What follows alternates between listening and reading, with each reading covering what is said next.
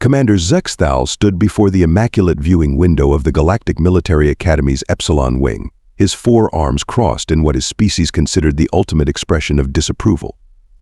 His crystalline exoskeleton caught the light of 3 different suns, creating a rainbow of disapproving colors that perfectly matched his mood.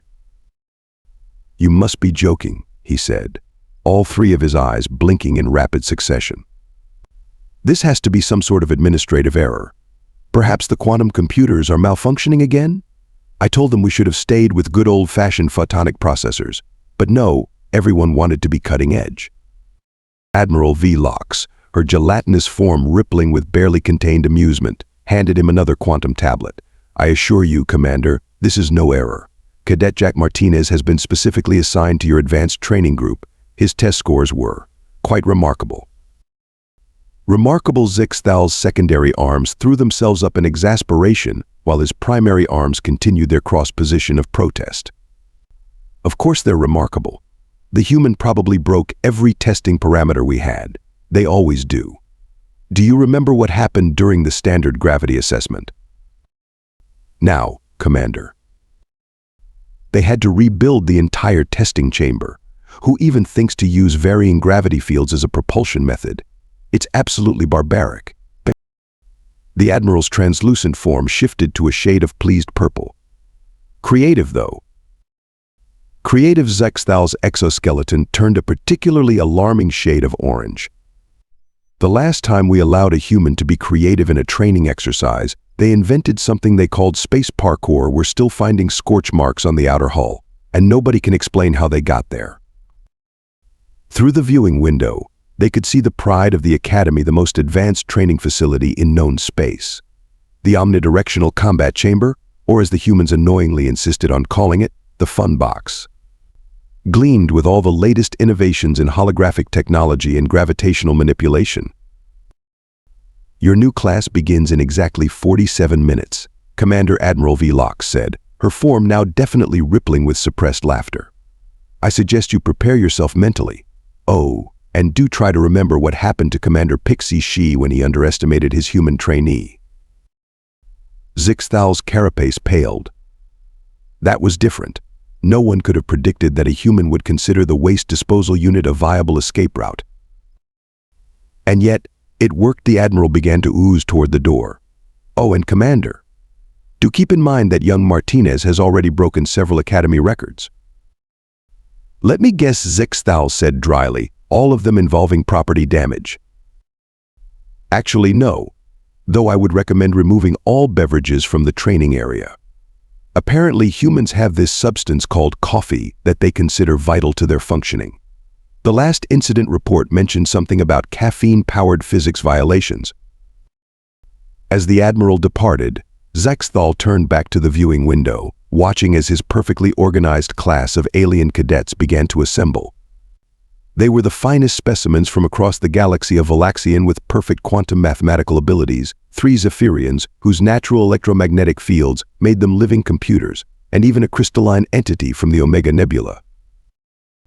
And then there was the human, walking in late, carrying what appeared to be a container of the forbidden coffee substance, and wearing a smile that made Zexthal's exoskeleton itch. Jack Martinez moved with the casual confidence of someone who either didn't know or didn't care that they were about to participate in the most rigorous training program in the galaxy. "By the sacred crystals," Zexthal muttered, watching as Martinez somehow managed to drink coffee in 0 gravity without spilling a drop. "What did I do to deserve this? I should have listened to my progenitor and gone into quantum architecture.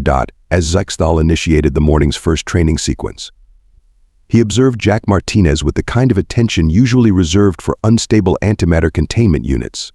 The human lounged against the quantum-reinforced wall, still nursing that infamous coffee, while the other cadets maintained perfect military postures. "Cadet Martinez Zex." Thal pronounced each syllable as if it might explode. "Perhaps you'd care to explain to your fellow cadets why you believe proper stance protocols don't apply to you." Martinez glanced down at his relaxed position, then at the rigid formations of his alien classmates. "Oh, right. Sorry about that, Commander. Just conserving energy. You know how it is with Earth's gravity being 1G and all gotta adapt to different gravitational environments efficiently." The Valaxian Cadet, NX 427, vibrated in what could only be described as scandalized frequencies. That's not how gravitational adaptation works. I've done 17 theoretical studies on. Actually, Martinez interrupted, taking another sip of coffee. Try standing like this when the artificial gravity fluctuates. You'll thank me in about 3 seconds.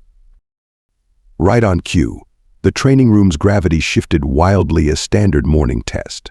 While the other cadets stumbled, Martinez simply rolled with the change, somehow managing not to spill a single drop of his drink.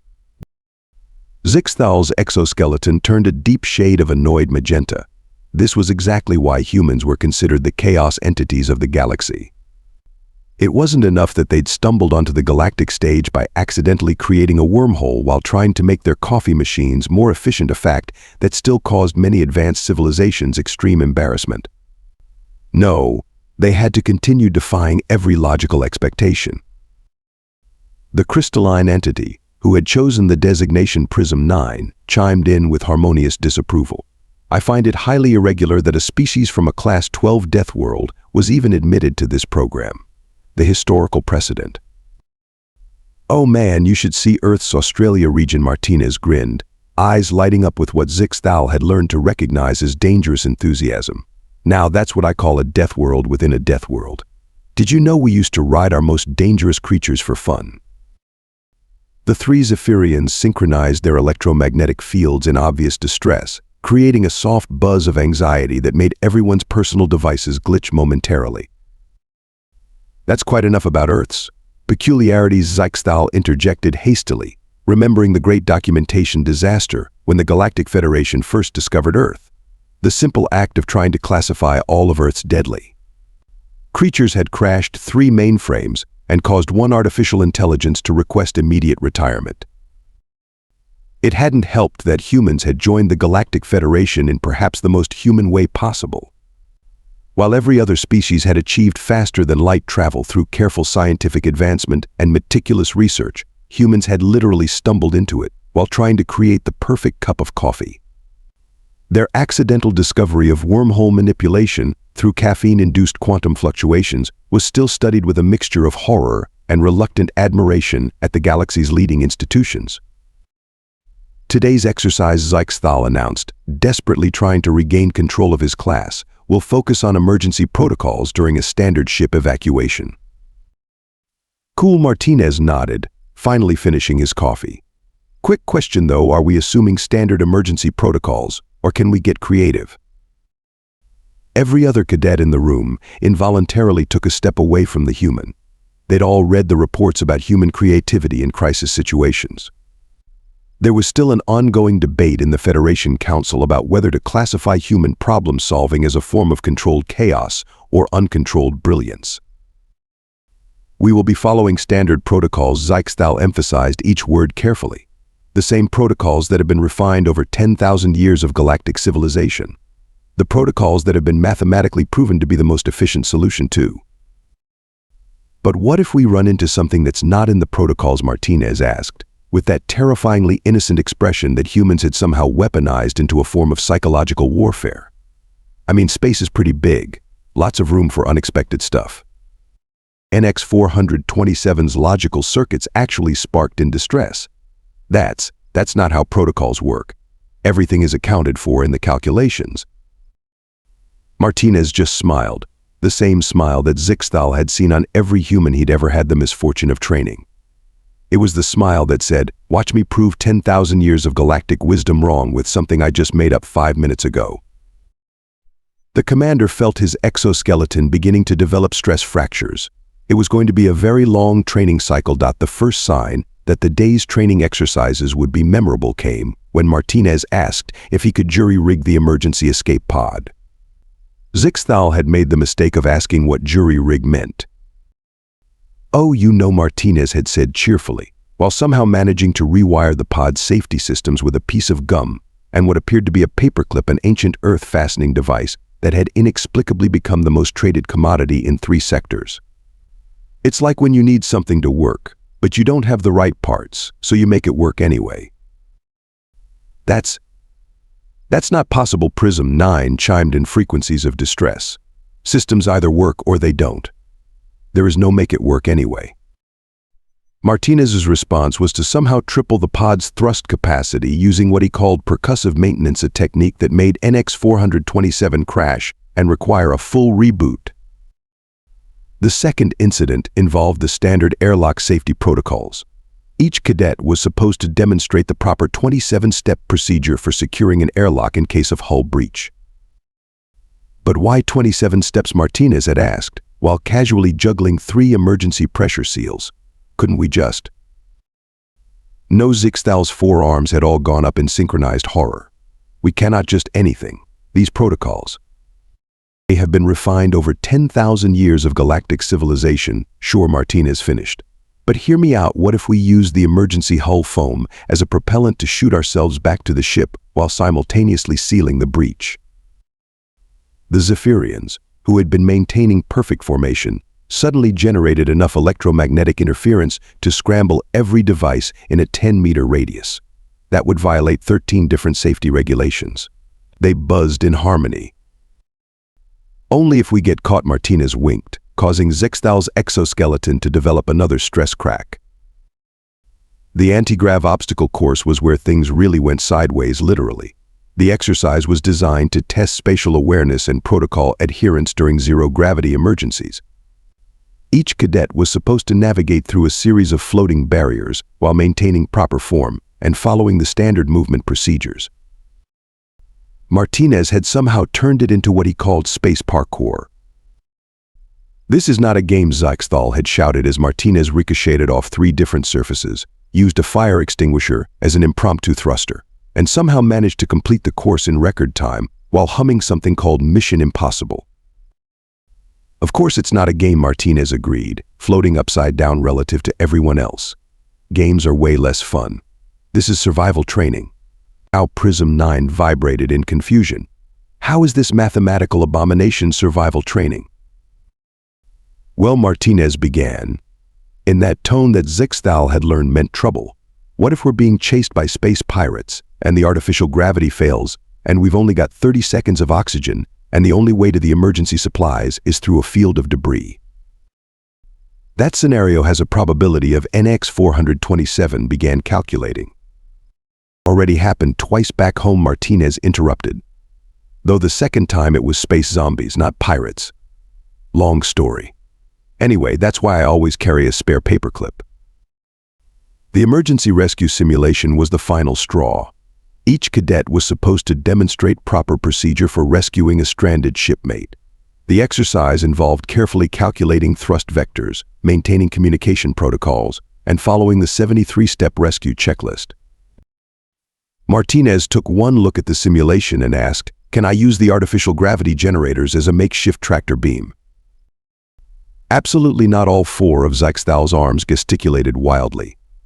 "The gravity generators are for generating gravity. They are not toys to be."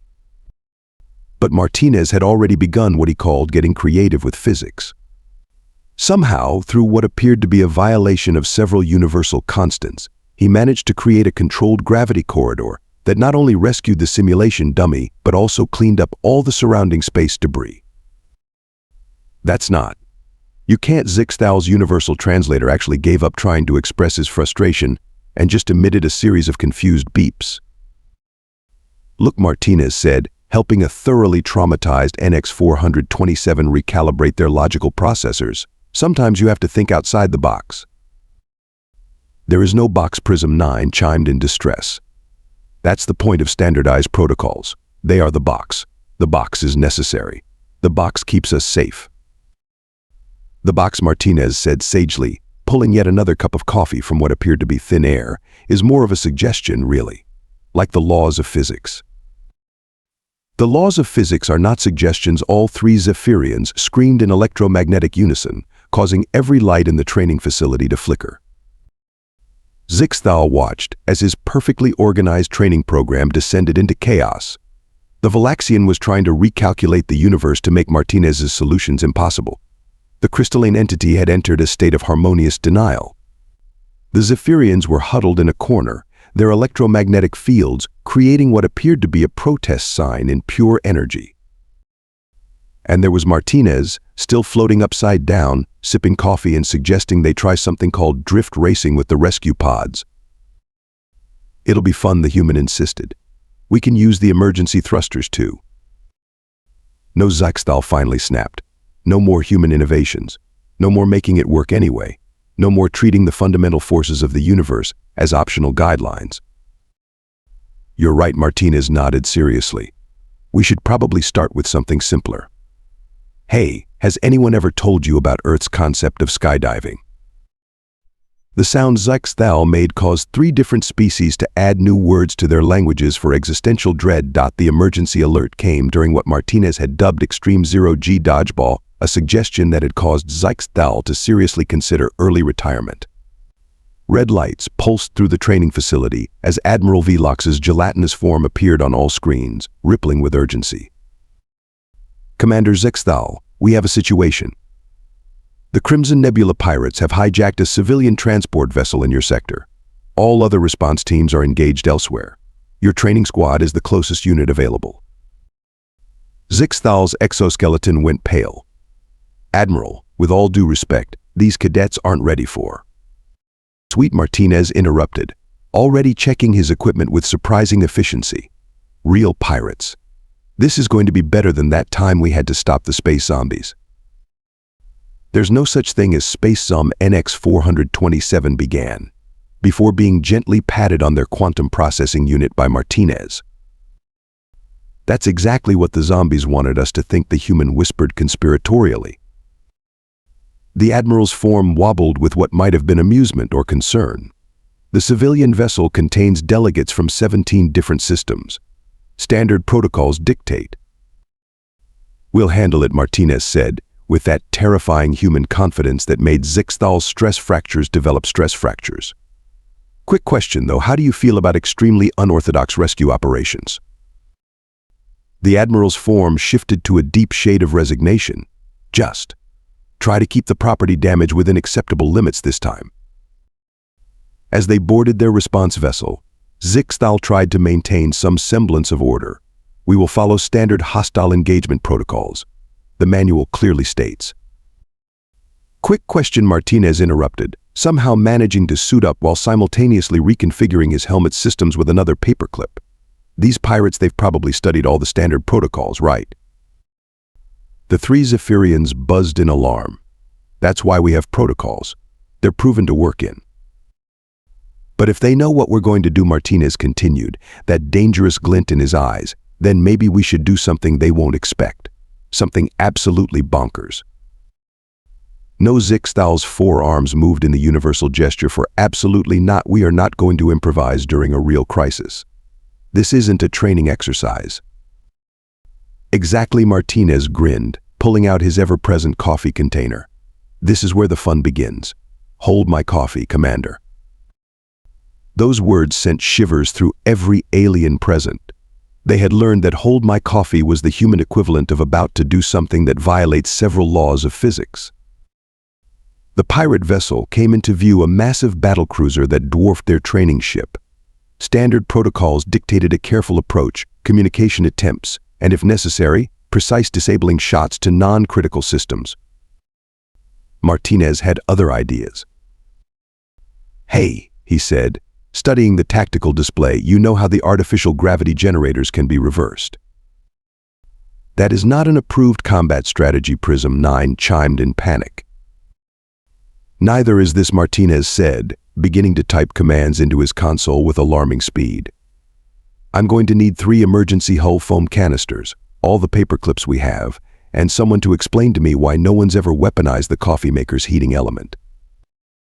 What followed would later be classified as Incident 47B and required the creation of 67 new emergency protocols, most of which began with "under no circumstances should human suggestions be implemented without proper review."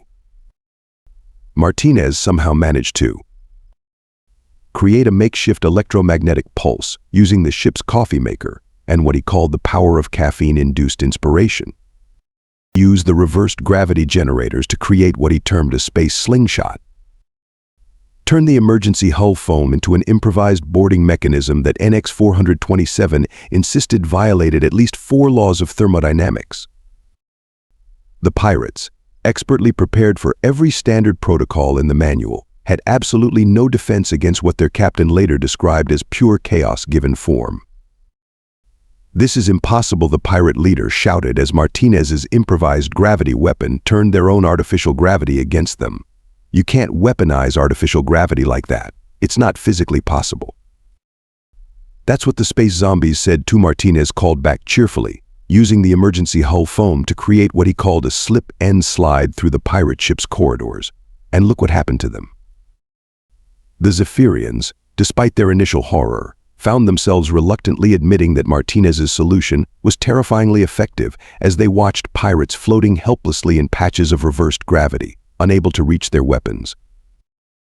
Prism 9, who had been calculating the probability of success, actually crashed briefly when Martinez used a combination of emergency flares and precision timing to create what he called a disco distraction.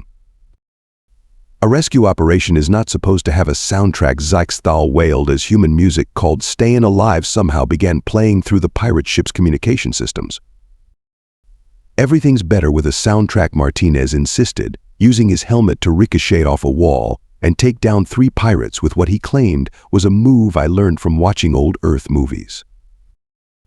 The civilian delegates, expecting a long and frightening hostage situation, were instead treated to the sight of their rescue involving what appeared to be a human turning artificial gravity into a weapon, emergency equipment into improvised zip lines, and somehow managing to subdue an entire pirate crew while humming something called "Mission Impossible" again. "Is this normal for human operations?" one of the delegates asked Zyxthal, watching as Martinez used the pirate ship's own fire suppression system to create what he called a foam party. "There is nothing normal about humans," Zyxthal replied, his exoskeleton now displaying colors that hadn't been seen since the Great Confusion of the Third Era. "Nothing at all." As they secured the last of the pirates, Martinez retrieved his coffee container from Zyxthal's still shocked grip. "See? Sometimes you have to think outside the protocol box. Though I have to admit, I didn't expect the coffee maker to work quite that well as an EMP device. Really adds a kick to the rescue operation, don't you think?" The sound of NX-427's logic circuits frying was drowned out by the Zephyrians' electromagnetic distress signals and Prism 9's harmonious scream of "Physics has rules." "Rules," Martinez said, taking a victory sip of his coffee, "are more like guidelines anyway. Hey, who wants to learn how to drift race a battlecruiser?" The collective groan of despair from every alien present was noted in official records as the great lament of training group Epsilon. "You know what would be really cool?" Martinez asked, surveying the bridge of the captured pirate ship. The question made every alien present instinctively brace for impact.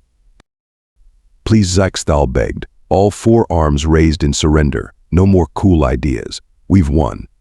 The pirates are captured. The delegates are safe. Let's just—" The emergency alert cut him off. 3 more pirate vessels had just dropped out of hyperspace, their weapons already charging. "Perfect timing," Martinez exclaimed with alarming enthusiasm.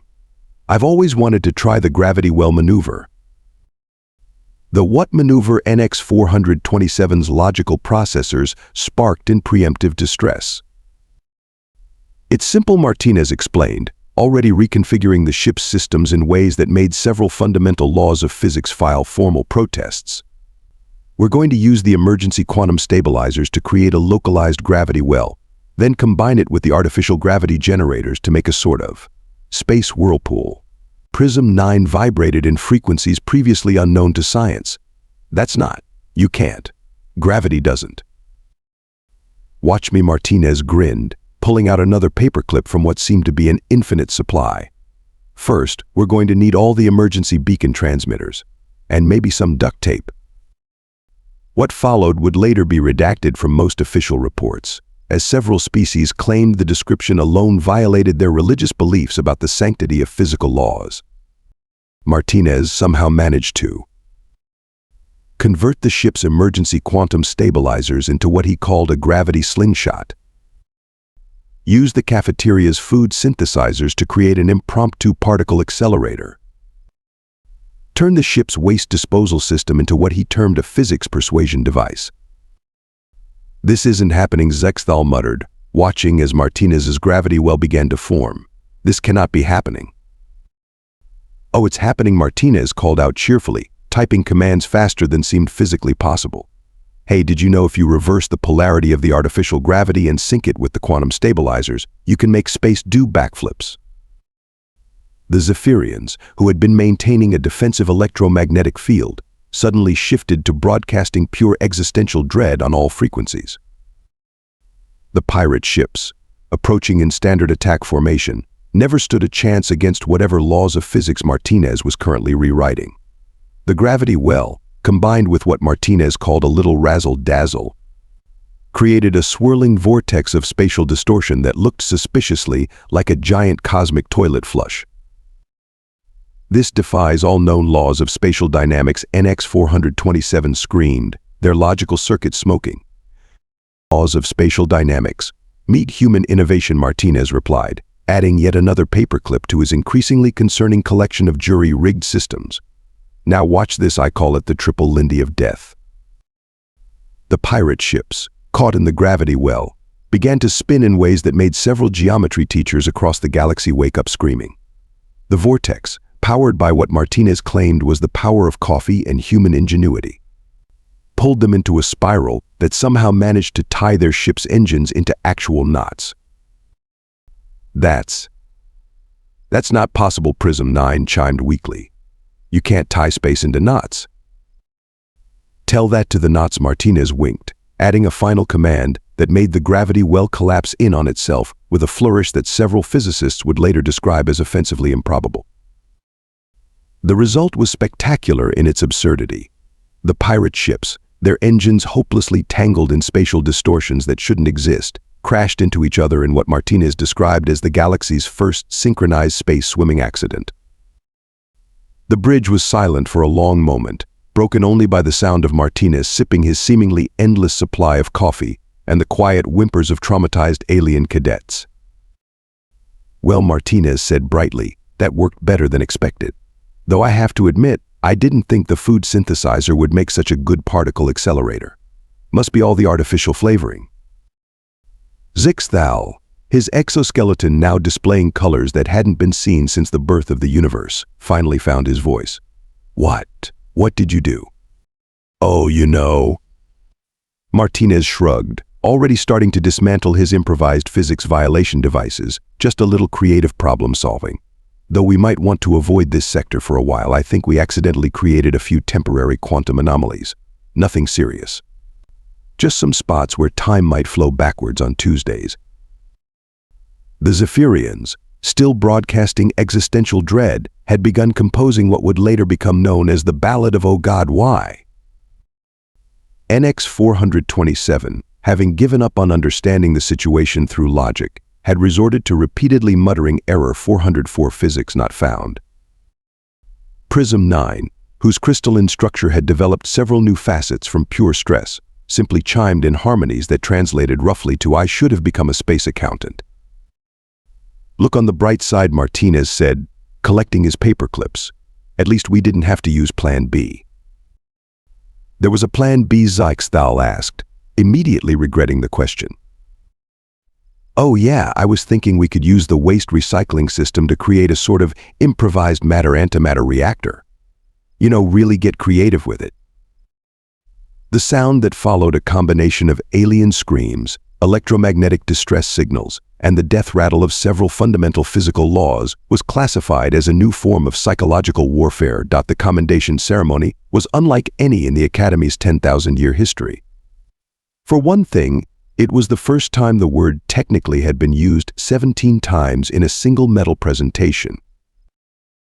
And so Admiral V. Locke announced, her gelatinous form shifting through various shades of diplomatic uncertainty, "We honor Cadet Martinez for his creative solution to the crisis. Though we must emphasize that this commendation in no way endorses or encourages the methods used." Martinez stood at attention, somehow managing to maintain perfect posture while still looking completely relaxed. The other cadets maintained a safe distance of exactly 7.3 meters, a number they had calculated as the minimum safe range from what they now called human inspiration radius. Furthermore, the Admiral continued, The Academy has found it necessary to update several thousand protocols, most of which now begin with the phrase "in the event of human involvement." The new regulations included such specific items as coffee makers are no longer classified as non-tactical equipment. Paper clips must be registered as potential engineering tools. The phrase "hold my coffee" is now considered a code red warning. Zixthal, watching from the audience with his newly reinforced exoskeleton, the stress fractures had required extensive crystal therapy, noted with resignation that they'd had to create an entirely new section in the Academy handbook titled "Why Because Physics Says So" is no longer a valid argument. In light of recent events, the Admiral continued, her form rippling with what might have been suppressed laughter. Commander Zixthal has announced his immediate retirement to pursue his lifelong dream of quantum architecture. Though we must note his new project appears to be designing buildings that are, quote, human-proof. The commander's exoskeleton flushed a deep shade of traumatized mauve. He'd already started work on a retreat center for instructors who had experienced what was now officially termed human innovation stress disorder. Finally, the Admiral concluded, "We are instituting a new Academy-wide policy regarding beverage consumption in zero gravity, specifically addressing the innovative use of coffee as a propulsion system enhancement." Martinez, accepting his medal, couldn't resist adding, "With a few modifications, we could probably use the coffee machine to create a localized wormhole." The collective gasp of horror from the assembled alien cadets caused 3 different atmospheric processors to activate their emergency protocols. As the ceremony concluded, NX-427 approached Martinez with what appeared to be a peace offering, a carefully calculated safe distance of 7.4 meters away. "I've been analyzing your methods," they admitted, "and while they violate approximately 73.2% of known physical laws, I cannot argue with their effectiveness." "That's the spirit," Martinez beamed. "Want to help me test a new theory about using emergency flares to create temporary time dilation?" The sound of NX-427's hasty retreat broke several Academy speed records. Zixthal, preparing to leave for his new human-free life, found one last cup of coffee on his desk. Next to it was a note. "Thanks for everything, Commander. P.S. Did you know that if you reconfigure the quantum messaging system just right, you can use it to heat coffee across space-time? I left instructions in the manual under things that should not be possible but humans did anyway, Volume 1. The commander's final act before departure was to add one last entry to the Academy's training protocols. "Remember, in space, no one can hear you scream. Unless a human decides to test acoustic properties in vacuum using the emergency broadcast system and 3 paper clips." And somewhere in the Academy halls, a new generation of alien cadets learned to listen for the dreaded sound of coffee being prepared in zero gravity, now universally recognized as the precursor to physics having a very bad day indeed.